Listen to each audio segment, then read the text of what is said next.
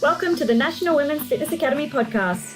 We're here to talk about women's health, female hormones, body image, and all things health and fitness.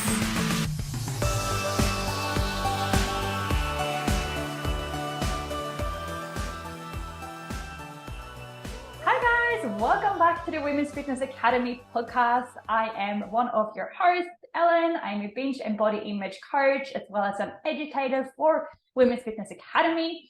Today I am here with a woman who probably doesn't need an introduction, but I'm going to give you anyway, and I'm going to try my best. She is the founder of the Sports Model Project. She has many titles under her belt. She's freaking strong as hell. And she's just an overall amazing woman with who I know inspires so many people out there. And so many of you have been so excited when I announced that I was going to have her on. Yeah, what else can I say? I'm just so excited to have her here. And her name is Hattie Boydle. Boydle. We literally just had this conversation. We don't need the second part. The first part, Hattie, is good enough. And even if you said it wrong, I don't care. You can say it in an accent. You can tell me whatever you want in an accent. I don't mind. Exactly. It's because I'm Sweden, guys. That's the only reason I got it wrong. But thank you so much for coming on. We were just having a chat before, and I was like, we need to start recording. You're saying so many good things already.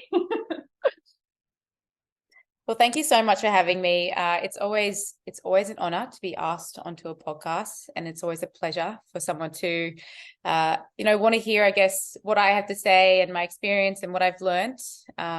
Always when I share, it is in hope that it can help someone in some way, of course. So I'm really looking forward to this chat with you, Ellen.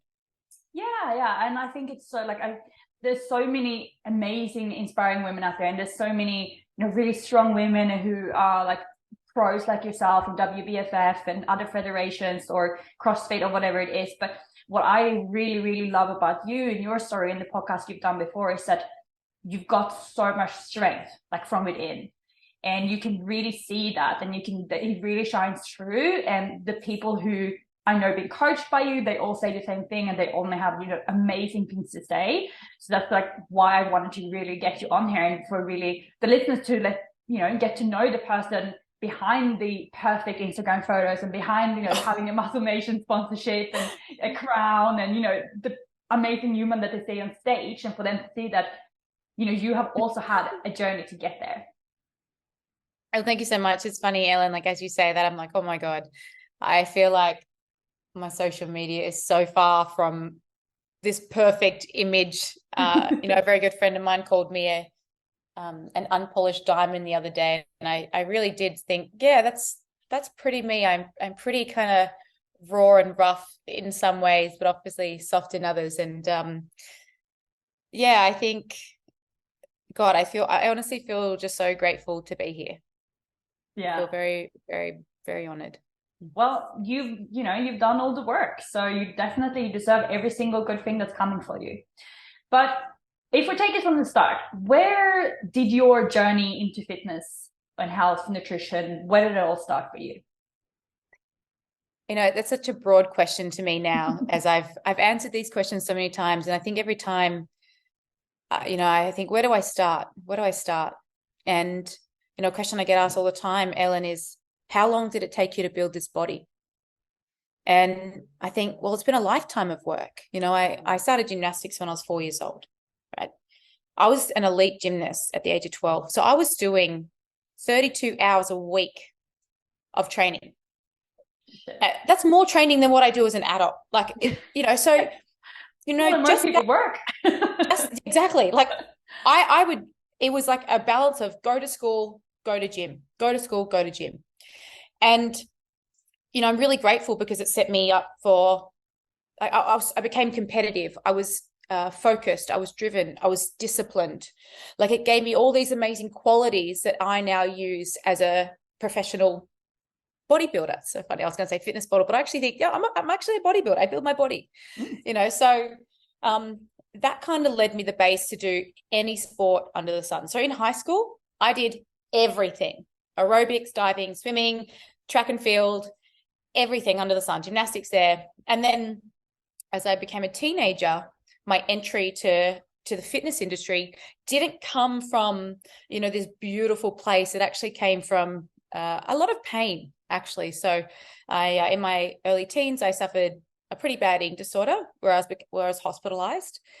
And, it's funny, I often reflect on my life and I think, wow, the hardest moments of my entire life, every difficult moment has helped shape who I am today. I don't know if I would have been in the fitness industry if I hadn't suffered an eating disorder, because when I was in hospital, I looked around at all these women that I'd met who had been suffering for so long. And I thought, there has to be a change and I'm going to be the change. And then I realized, oh shit, I've got to do something. Like, it means I've got to do something. But the want to help and serve someone else was the reason I had to get out of there. I was like, I don't like being told what to do unless I ask for help. So I was being told what to do 24/7. I was locked in a facility. And the other was, I was like, I'm not the only one suffering. There's so many women suffering. What's wrong in our world today? So of course, I realized, okay, shit, got to lead by example. And that was like the first entry to go, how do I get out of here? How do I get out of here? I've got to do what I'm told and put some weight on. That was a really tricky moment. But again, with really amazing support around me, I was able to kind of get out of there. And I said to my mum and dad, I want to help people. And when I was 17 and I got out of hospital, they enrolled me into doing my PT course. And I was really, really lucky that at that time in my life, I was 17. So that's 17 years ago. Oh my goodness, showing my age. That my mentors in that particular institute were very fond of me, for one, but also they had just been poached to be in the newest, it was a black label club of Fitness First. So it was the first ever black label fitness club where in the city, they would get CEOs and like very, very wealthy people, and they would do their laundry, and it was like the next big club. And they said, they said to the PT manager, we've got this up and coming girl. We think she'll be really good for the club. And so they got me my interview with the club manager. His name was Stuart. Oh no, what's his name? Oh no, I'm going to forget his name. Stewie. And he was like, oh, this girl's really talented. She moves well. I got put on with this mentor who now works for me. Right. So my mentor when I was 18 became someone who now works in my business. And, he took me through a few things and he's like, yeah, we're going to take this girl on to work in this club. And I was really lucky that at this club, I was the weakest link. Right. I was the fresh new person, just done their course, which we know doesn't really give us much skill. Like, no offense. Right. But I was really lucky. I stepped into a mentorship program within that first year of being a part of that team. And I had amazing mentors who wanted to educate me so that we could be the best team in the city. So I was really lucky as well. Like when I was in gymnastics, like it was individual effort, but it was teamwork. And that was the same. I got that in the same workplace when I started as a PT. So that was my introduction. 2 days after I turned 18, I started working in Fitness First. I was in Fitness First for about 5 or 6 years before I went online. And I started competing in 2011. So that was, 2011. How long ago is that? 11 years ago. Yeah, 11 years ago. I'm the bloody grandma. I'm the grandma of WBFF Australia. I was the first ever show. I feel like you're the queen of fitness in Australia, not the grandma. The grandma. So I've been around for a really long time. I've been in this industry for a really long time. And I think, obviously social media, we only ever see what's now. You're going to notice I'm probably jumping around a little bit. So people always look at me about what I do now. And I'm like, oh, I've been doing this for 17 years. Like I've been weight training for 17 years. Plus I had 10 years of elite gymnastics behind this body. So the muscle maturity that I had at such a young age, I had it for such a long time. And so I guess my journey through the fitness industry, the original part was punishment, but where it is now is love. Like I've been training for so long and I love this machine that I get to use every day. And more than ever, I love being someone who can relate to a lot of women, as we'll probably talk about on this call, in so many ways, because I've been there. Like I've been in the trenches, and it's hard to take someone down the path we haven't been. And I'm not saying go down that path so you can relate. Absolutely not. There's so many specialists around that can help, but it did really, I could hear my client and I could hear her without even her hearing herself. And I was like, I know exactly where you're at. I know what you're going through. I could relate in so many ways. And really, that really hard time was the biggest gift, because it led me to where I am now. And I couldn't be more grateful. Yeah, no, I 100% agree with you on that. And like you said, I think it's really, really important to be able to relate to your clients, especially when you're working with, guys struggle with eating disorders and body image issues as well, of course. But I think like there's so many more girls who do it, and having been through it yourself, it just gives you so much more. You're able to relate to it on a whole other level. Like, you don't know what you don't know. So if you haven't actually been there, you can read all the books and you can go through all the stuff. But if you haven't actually done that part and you haven't had those thoughts, like sometimes I talk to people, I just did a webinar this morning and talking about like my own eating disorder, and people are like, well, how did you function? Like if you weren't eating, like how did you get through it on day to day? And if you haven't been there, like I get it, like it will be hard to relate, because it sounds weird, like you don't eat, but you still manage all your daily tasks, you still manage to go to the gym, you still manage to push through. So being able to talk to someone who's actually gone through it and knows what it feels like to be there and have that voice in your head just telling you to keep going, I think that's like something that no book or no course can ever replace that. I think obviously I've spoken about my journey with an eating disorder many times, and in ways it's given me so many opportunities to reflect and go, what was the pivoting moment? And there was many. It was never just one. But something that I did really recognize was how fucking powerful our mindset is. And so something you just named was, people say to you, but how did you be able to mindset? That mindset was so strong. I had an unrelenting standard on myself, and you bet there was rules that I followed. You bet there was discipline in the way that there was no self-compassion whatsoever. There was no rest for the wicked. And I thought, okay, if I can channel my energy there, which obviously is not helpful, if I learned to pivot, if I learned to change the way I look at things, then the things I look at change. But also, if I can do that, I can fucking do anything, and it was this moment that I was like, well, there's a few. One, if I was going to lead women, I had to lead by example. So that meant you do the work. And that was like a really big moment when I was like, and it took me some time to do it, because I was still fresh and I was still navigating, but I had this feeling of being a fraud, because I was telling women, or, at that time I was coaching men and women, but I was telling people to do something that I was doing something different because I was special. I was so special that I had my own rules, but the truth is I'm not special at all. And I don't deserve those rules. There's not rules that I would give my partner, my mom, my sister. So therefore, why am I so deserving? And so it was this moment that I was like, if you're gonna do this, you're doing it right. And so I have these parts of me that are very demanding in ways, but they can demand me and command me in the right direction. And I realized, okay, mindset is everything. And so I started to move away from the physical, and I started to work on the mindset kind of things. All right, let's be an athlete. Outperform yourself.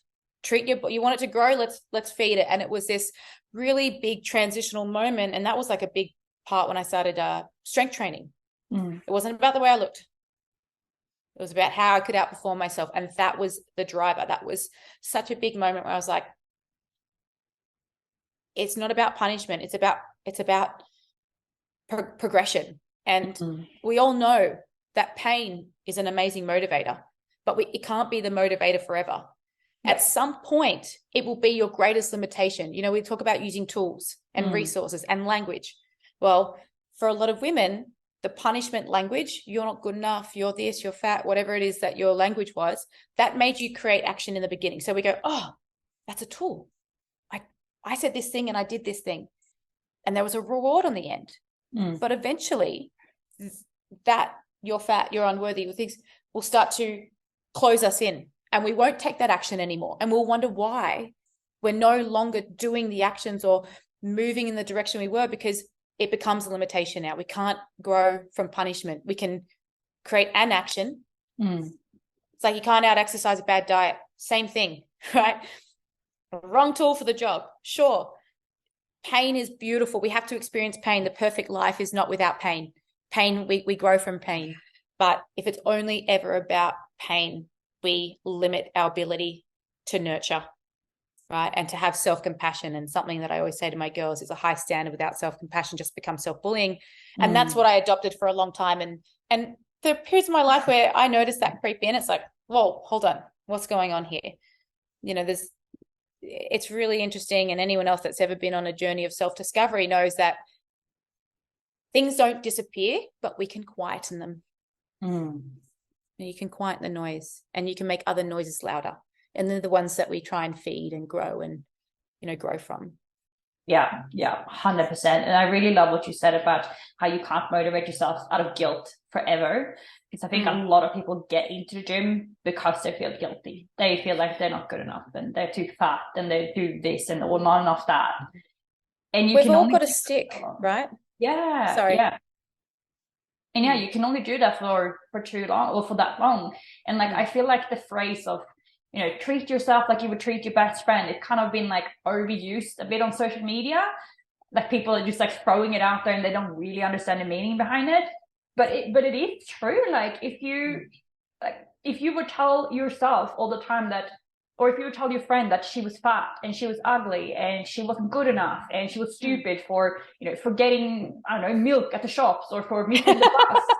Like, how dare you forget the milk? Yeah, you're an idiot. Like, she wouldn't want to be your friend for very long. So how you speak to yourself matters all the time. It's not just about when you're in the gym or when you're looking at yourself in the mirror. Like that voice, you hear it nonstop. So you need to make sure that voice has compassion, like you said. Yeah, whispers can feel like screams in the head. 100%. And 100%. and it's the whispers you have to be careful. Yeah. And this is something I thought about most recently, and I think about quite a lot. I think about the way I love my partner, and I love that man in every love language every day. Yeah, you. and I do. I love him in every love language every day.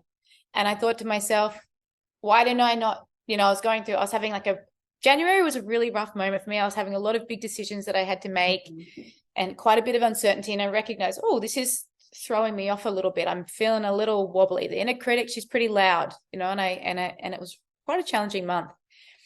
And of course I had to have my own internal breakdown before I had a breakthrough. But one of the moments was, one, what we don't control with love, what we don't embrace with love controls us. And the other is,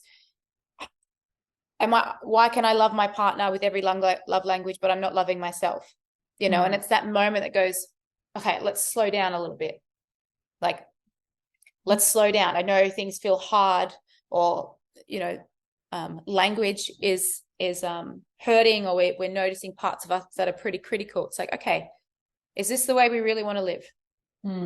Like, how many more days do we want to keep doing this? That's what I said to myself. How many more days do you want to keep doing this? Yeah. Because it's getting pretty tiring, and so, just like everyone else, I have moments. I think that the journey of self-development is this straight line that once you get over one hump, it never comes back. It's like, unfortunately, they do, but it's how do we notice them and go, oh, that's really interesting. Now, do I feed that path, or do I just notice that it's there and I go, I can hear you, but I'm not sure I'm going to do anything with you. Because we all hear things in our own mind. Yep. And something that I've learned over time, in particular with working pretty closely with a neuropsych for like the last 4 years. And of course, a very good friend of mine who's an incredible meditation coach. And we talk about the space between the trigger and the action. The space in between here is where freedom lies.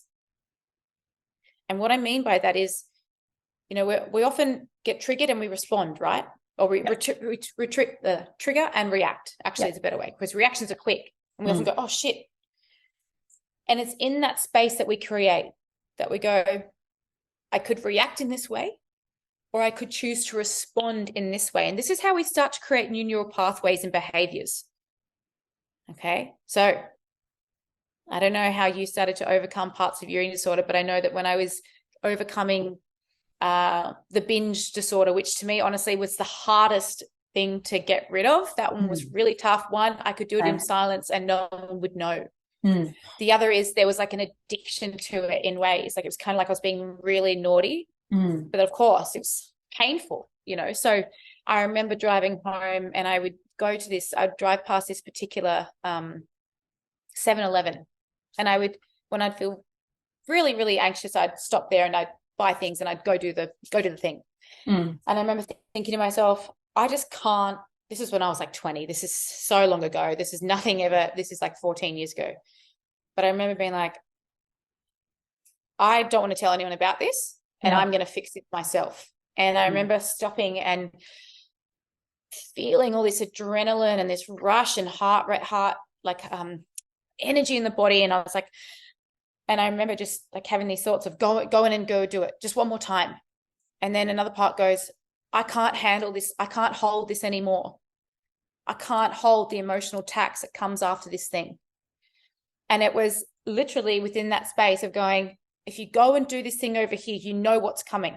And then another part goes, I can't hold this anymore. I can't go through with this. I'm lying, right? I'm hurting myself. And I remember just driving back home, just driving home. I didn't get out of the car. I drove home and I thought, I just did that. I just did that. I just drove home. And I was like, it was this incredible moment. I was like, I've got this. And from that day, I just stopped. I just, you know, and it wasn't that I didn't have urges. I had them there. This is why I talk about voices. We don't have to listen to everything that we say in our head. If we did, we'd probably be pretty naughty, pretty mischievous, pretty broke, pretty in trouble, pretty like just always pulling the emergency trigger, always like eating over everyone else's food. Like lots of really hard lessons would come with that, you know. And so I think you know, I just did notice like, oh, I've got this thought, but I know where that thought leads me and I can't do that anymore. Right. So there has to be a cost. I always talk to my girls about a cost. What's the cost? Cool, you want to go do that, that's fine, but what's the cost? Have you thought about that? And the cost for me was I couldn't hold the emotional tax for feeling like a liar, not leading by example, right? Feeling like a fraud that I couldn't hold anymore. And that was like the moment that just, again, another pivotal moment that changed my life. Yeah. There's so many good things that you said there that I can so much relate to, and so much. Obviously, the girls that I coach all struggle with binge eating, and this is something we talk about every day, about how you can choose not to react, but to respond. And like, just like you did when you went to 7-Eleven, instead of going in, you chose to go a different path. And it was really scary and it was weird and hard for you because you'd never actually gone that path before. So I kind of like look at it like if you guys are listening and you're struggling with it, like look at creating a new habit, like creating a new path in the woods, kind of like this old path. It's clear. You can walk there with your eyes closed. You know exactly where you're going to go. You know exactly where you're going to end up. And if you want to walk this new path, no one's ever walked there before. So you have no idea where to go. You're going to fall. You're going to slip up. You're going to, there's sticks and rocks and snakes and holes and shit everywhere. And every now and then you're going to walk back to the old path because you're tired and because, you tripped and you lost. And that doesn't matter. That's fine. What matters is that you go back to this new path and you keep working on this new path until it's finished. And by the time it's finished, the old path is going to be overgrown. I think, I really love analogies. I think that's so easy. I had like this vision in my head, like walking through the forest. And it is, I will say, like, it's often easier said than done. Taking action is really hard. Changing habits is changing behaviors. Hardest thing you can do, basically. Where people fall short is they don't focus on behaviors, right? And, something that I speak of to my girls all the time is that there's layers to mindset. There's layers to changing behaviors and habits. And the first step is just becoming conscious of what we're actually doing. Now, when we start to become conscious of what we're actually doing, it can be really overwhelming, especially for those who are often doing one thing and saying the other. Okay. We often see a lot of projection on social media.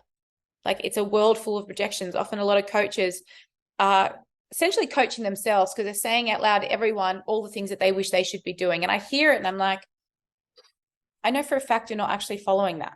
Yeah. So, that's really hard, right? Because we've, as leaders or someone who is of influence or who's trying to help someone, we often have an image to uphold, but the truth is, like, we have to go down the path ourselves. We have to know what it's like. And like I said, just a journey of self-development, just the journey of self-development, whatever that is to you. Doing the work is really challenging. Like, sometimes I think the more I know about the self, the more overwhelmed I get.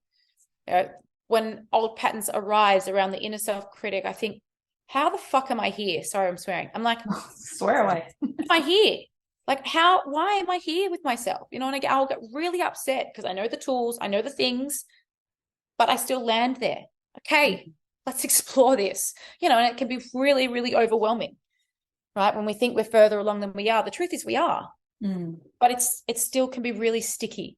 So as you named just really beautifully in that analogy around the woods, it's like, you might go back down that path sometimes, but it doesn't mean it's always going to be like, eventually it won't be there. Eventually you won't. And we also have to recognize there's a difference between binging and overeating. I overeat all the time. I'm not going to get upset. I'm not, but so we have to also go, well, there's sometimes I was having a really damn good time with my friends and I wanted to drink a little bit more and I wanted to eat a little bit more, and that's okay. You know what? I'm educated around my habits. I'm educated around my behaviors. I've got a coach. I'm going to ask them what the best thing to do is if I'm unsure. Yeah. Like, one of the best things people can do is get a coach. Oh, 100%. Or see a psychologist. Or both. Not both. The coach is not a psychologist, just FYI. Yeah. 100%. And I think a lot of people get stuck in that kind of all or nothing mindset that, if they're struggling with binge eating, they think that once they heal, they're never ever going to feel like chocolate or donut or, eat loads of food ever again. Or if you're someone who come from like it's background with anorexia, they feel like they're never going to ever feel like they need to want to change their body ever again. And having these thoughts, it's normal. And God, like chocolate and donuts and ice cream, they literally created for us to want to eat more of them. So of course it's going to be hard to stop when you start eating a block of chocolate. Of course it's going to be hard to stop if you open up a bag of crisps. Like, you're going to want to finish it. That's just normal. Everyone or most people feel like that. I'm so grateful I learned how to, I used to do that, eat like half a block of chocolate in like 1 second. And I'm a really good eater, Ellen. I love eating so much.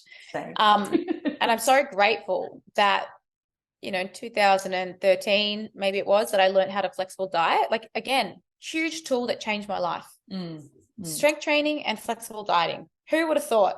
Obviously I had some psychology sessions in there as well, but I really, I started competing in 2011, like I said, and for 3 years I did what I thought was right at that time, which was cut out food groups, follow a meal plan, right? No dairy, cheat meals. I did all those things. I did everything that I say you shouldn't do, as an educated adult now. Yeah, well, you do know I did better. those things. Like, sometimes you just have to get your own lesson, right? If you're not going to listen, you're going to get a lesson. And sometimes we just have to get the lesson. Like I always say, I learned the hard way, and it sucks, but unfortunately I don't listen at times and I have to get the lesson. And, now it's really interesting that, now obviously I promote flexible dieting, and I honestly, I'll be honest, I track my nutrition all year round. And, some people say it's obsessive, you shouldn't be able to do that. Cool. That's their perception of it. My experience of it is that I just get to do this thing I enjoy doing. I get to live in a body I love living in. I get to find a balance of foods that I really love to eat and nutrition. And I can collect data. I love numbers. And so it's like, intention is everything is one thing. Two people can go to the gym. One intention is punishment. One intention is progression. What's the experience going to be? Pretty different for both of them. Same thing with nutrition. You're tracking your nutrition to obsess about numbers. You're tracking nutrition to educate yourself, right? To get a particular outcome. And I'm so grateful for that tool because it's something that I've used ever since I learned it up until now. And it really has helped. It really did help improve my relationship with food because I got educated. But I also saw that it didn't have to be all or nothing, right? Which is what it was before. On, off, on, off. It was fucking tiring. Great when I was on.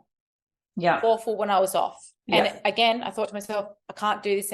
I can't keep doing this. You know, internal breakdown, can't keep doing this.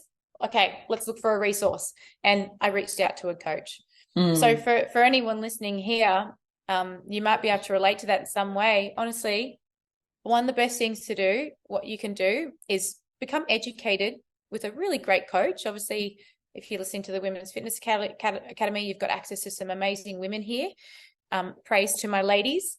But get educated about food because there's a very strong relationship with the relationship we have with ourselves and the relationship that we have with food. Yeah. Right. 100%. Actually, you know, we talk about relationship with ourselves being the most important. It is also the most powerful. Absolutely. Yeah. I couldn't agree with you more. And I think it's so important that I think a lot of people are just stuck and they just exist. They eat stuff and they don't even think about it. They do stuff and they don't even think about it. They talk to people or are in a relationship or in jobs and they don't think about why they're there. And it might have served them a purpose at some time in their life. They might have liked that person or liked to eat in that way or like to train in that way. But if you're not actually enjoying it anymore, like what is the actual purpose there? Yeah. So just being more present and just being like questioning yourself and just having a little checkup, like what are your daily habits? Do they actually serve you anymore? Do you actually enjoy to do these things? Or could you potentially change your life? Maybe you want to start tracking your food, or maybe you want to stop tracking your food and learn about intuitive eating, or any other way. Like there's no right or wrong way here. It's just a matter of finding what you enjoy. It's so funny as you say that, Ellen, like when you say intuitive eating, I'm like, yeah, that's always the end goal. But most people have to earn the right to intuitively eat. Like the reason we have bloody tracking tools is because no one has autonomy. You don't, again, everyone has choices. And we don't, like, I'm not a slave to this thing. I enjoy it. But you bet, like, I could have a day and not touch that thing. And I know exactly what my boundaries are for that day. I remember I went to Sydney in my prep most recently, my last prep last year. And my I didn't have a bloody food scale. And I thought, you know what? I know what I eat and I'm gonna guesstimate the whole week. Now I got my weekly rate of weight loss bang on because I earned the right to eyeball. I knew what was in front of me. I knew everything because I've done it so many times. So yeah, sure. I could go away and intuitively eat. I could, if I wanted to, I could intuitively eat for the rest of my life because I have knowledge around food. If we don't have knowledge around food, and I'm not talking what you heard on the internet, I'm talking scientifically backed research on food, then I'm not saying everyone can do whatever they want. That's the first thing, like, of course. But to get the most out of this freedom, you have to know about food, right? Like most of us, the food that we eat is so goddamn yummy. It's hard to stop. Like, God, I always want to keep eating. I rarely ever say that's enough, so it's that's always like the end goal. And we want to be able to go away on holidays and have periods of the year where, you don't have to weigh and track your food if you don't want to. And you have confidence in yourself because you know enough about food to do so. Yeah, I definitely think it's important for everyone to know what's in what food and like how a plate should look like to optimize health, and also obviously like your soul foods, and like we spoke about before, having things in moderation and being able to have that balance of everything, like the flexibility that flexible dieting gives you. And I guess it's more like an educated form of intuitive eating, so not just sitting at home and feeling like McDonald's every single day, but being able to make educated decisions based on how do I want to feel? How do I want my body to move? What do I want from the gym? Do I want to gain muscle? Do I want to lose or gain weight? Do I want to maintain my weight? Like having that choice, I think that's so powerful. I'm going to ask you a question, Ellen. I know this is your podcast, but I've got a question for you. Go for it. what is a word that you use that motivates you or keeps you in line, keeps you in track with yourself? Compassion. Do you have a word, a mantra? Compassion. And why compassion? Compassion, because I spent so long of my life, 10 plus years, just hating myself, being so hard on my body, making every decision around guilt and how, like, a punishment. So now I just really want to live off compassion. And for me, that is, how can I show my body compassion? By eating things that makes me feel good, so on the inside. And how can I also make myself feel good by allowing to have something like a donut or a burger or a cookie? But it has to be a good balance there, because I want it to be, and I want to train because I show my body compassion and love. Yeah, I love that. I always like to hear people's words. Yeah, Everyone's what got is your word? I would say devotion. Devotion. How do I be devoted to myself for the rest of my life? It's like we often say, I'm devoted to my partner, I'm devoted to my job, or I'm devoted to a religion. I think to myself, how can I be devoted to myself? Because devotion, she's firm, but she has compassion. Being again, for some reason I put her in as a feminine, devoted as a feminine energy. Definitely could be. Not sure why, but that's what it is for me. And I think, it's like, if you're devoted to something, you show up for it, right? No, I've got to do this thing. I'm devoted to my religion. I get up every day and I pray, or I'm devoted to my job. I come in with intent. X, Y, and Z. I feel like that word wraps discipline in there. It wraps behavior in there, wraps language in there, wraps, like I said, a firmness, but a softness and empathy, and all of these different, it feels like it's an umbrella to all these other layers. And so I feel like devotion's my word. And because I had a client, and she said, the word discipline, it feels like it chokes me. I don't like the word discipline. And it was really interesting, because when we talk about the power of language, something I say to my girls is, language is a weapon of love or destruction. How are you going to use it? Right? We can use language on ourselves that is self-destructive. And it's language. It's not hitting, right? It's language, and it creates this feeling. Absolutely. And it's guilt. Guilt, so heavy. Jealousy, heavy. Insecure. I feel all those. We're humans. We all feel them. And they're really heavy. How do we shift them? Starts with relationship with self, for one, and also environment, relationships, environment, all those really, really powerful things. But the language is really important. So I said, okay, well, what language resonates with you? And she said, I think it's devotion. So we had a little poll in my program. I said, what's your language? Was it discipline, devoted? And there was a pretty big balance between the two, because some people are like, no, discipline. Yeah. She's self-care, and there was a power, like, oh no, it's discipline. And I was like, okay. So it's really interesting that, for anyone that's listening, sometimes mantras are really powerful. Mantras, sometimes we have to hear the same thing 10 times for it to land, just a little bit. We can have the same conversation with multiple people, and it'll be just one person that we have that conversation with, and it lands because of the relationship with that person. Yeah. And we go, and we come back to our partner and we say, I learned this today. And they've been going, I've been bloody telling you that for 5 years. You haven't listened to me. Yeah. You didn't see the same authority. It's really interesting. But language is, I think, a really powerful tool, and one that can be misused. Yeah, 100%. And also, like, how we have to remember that we all have, a different way of looking at the world, and what feels right for one person is probably not going to feel right for you. And that's okay. Like, it doesn't have to be the same path for everyone. And I think it's really cool, and it's so nice. It's so good to have, like, people like yourself who are so into this, like, self development journey, and so big on educating your girls around this. I think it's something that this industry is really missing. A lot of people are just about discipline and motivation and willpower, and the grind never sleeps, like hustle mode. And kind of forget about what the stuff, like, you never would have become world champion if you didn't actually work on yourself as well. There's just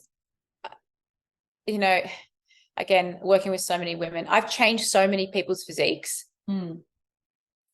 And those who didn't work on the mindset never saw what's in front of them. And it was so sad.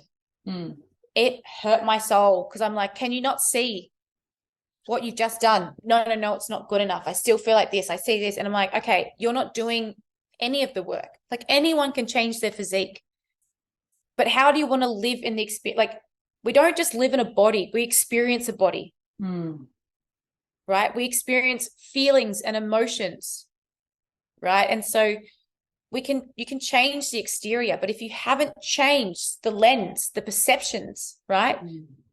The relationship with this machine, this incredible machine that, yes, we get frustrated at times, like, God, yes.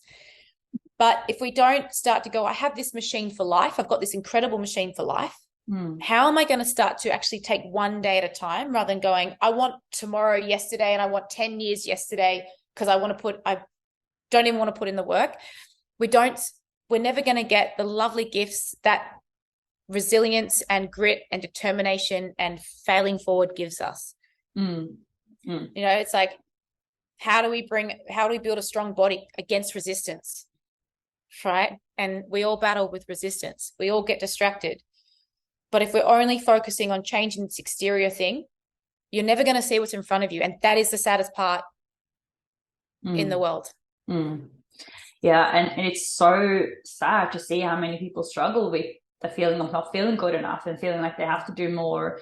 And unfortunately, it's, you know, when we're always comparing ourselves to people on social media and to what other people look like they're experiencing, I think it's really important to remember that we only post what we want people to see. Like, you don't really see the struggles that goes on behind the screens and the journey leading up there. Like, your whole journey with, you know, everything that you did when you were young, and then your eating disorder and everything that was going through your head at the time. Like, I know you are very open of sharing that, and I think that's amazing. But there's no way you're ever going to be able to share every single part that took you to where you are now. No, and I wish, honestly, Ellen, I wish I had more photos from my earlier days. Unfortunately, I never backed my phone up properly on iCloud, and I've lost so many amazing videos and just to show you guys, like, you see the physique I have now, but I started with, like, I was awkward, I was unbalanced, I was like, I didn't always look like this. Like, this is like I said, this is a lifetime of work. Like, I've done a lot of really uncomfortable sessions to get here, you know, and like, I almost get frustrated that I can't show you the really, like, the middle parts, you know. So I get like accused of things all the time, and I think, you've got no fucking idea what I've done to get where I am today. But you know, it's just what it is, you know. And you know, something I've asked my girls, because we've had a lot of conversations around comparison, right? I compare myself to others. I do everything. Like, I'm just as human as anyone else, but it's human. I'm like, oh, you know, I just noticed. I'm like, oh, that's interesting that I do that. Where am I at right now? Yes. Am I in my window? Am I feeling grounded, or I'm feeling a little bit like overwhelmed? Am I tired? Am I about to get my period? Bloody hell, I am a ball of crazy. My poor boyfriend. He's like, are you about to cry? I'm like, yes. You know, like, you dropped an egg and you're like, oh my life is over. No, I watch a dog video and I'm like, oh God, that's so beautiful. Anyway, it's like, okay, a question to ask yourself is, you know, you see people doing things or making a certain amount of money, or, you know, whatever it is on social media. Ask yourself, are you willing to do what it takes to get there? Because the truth is, most of us, if we really knew what it took to get there, aren't willing to do it, right? Because we see them as they are now. We didn't see, like you said, or everything behind the scenes. And for most people, you know, I had one of my clients goes to me, you know, I sat back and I looked at that person. I thought, I was comparing myself to you in the beginning, but now I'm just going to acknowledge that person as being an inspiration, because I'm not willing to do what they're willing. I thought, what a great reflection, because most of us, if we really knew what it was, are not willing to do what it takes to be there. And for some, you are. Well, then you should be willing to do the work and, you know, the time and all that kind of stuff. And there are sacrifices when you see people doing, you know, pretty amazing things, which I'm grateful to be exposed to people doing amazing things, right? It should pull us. Something I say is that, be inspired by what others have done before us to know what's humanly possible. Be inspired by others. Don't cut yourself down from it. Be inspired by it. Even if you got like halfway there, well, you're halfway above where you are now. So is that not good enough? That's pretty fucking good, right? And we should use that inspiration to drive action. Yeah, 100%. And you just have to remember, everyone, that you are on your own specific journeys. You can't compare yourself to what anyone else is doing. Like, there's enough room in this world for us all to shine with whatever it is that we feel like we want to be doing. Just because something works for someone doesn't mean that it's going to work for you. And I think it's what you said about your client, that she was like, you know what, I'm not willing to put in that work. I think that's so freaking powerful. And I don't think that there's enough people who say that, who are actually honest with themselves. Like, no, you know what? I'm not willing to give up all of this food and all these trips and alcohol to have a six-pack. I'm not willing to spend 4 hours in the gym to learn how to, I don't know, do a muscle up or snatch or get a 100-kilo deadlift or whatever it is. Yeah. Like, that's fine. That's the thing. Like, we don't actually have to do anything. No. Like, I was thinking about this recently, and I started to write a post on it, but I always start things and never finish my writing till I go back and revisit again. So here I am. Like when you're laying in bed, I'm like, oh, great idea. Oh my God. But you don't have to go to the gym for any reason. You might just want to go to the gym because you want to go to the gym. You don't have to lose weight. Yeah. Like, in fact, we shouldn't just only associate exercise or training with weight loss. Like, that's actually that's not beneficial. No. Like, and you don't have to look like, you don't have to be a certain size. You don't have to do anything. Like, all of these things are just limitations that we often put on ourselves. Like, actually, but I think, there is just there's so much just noise on the internet.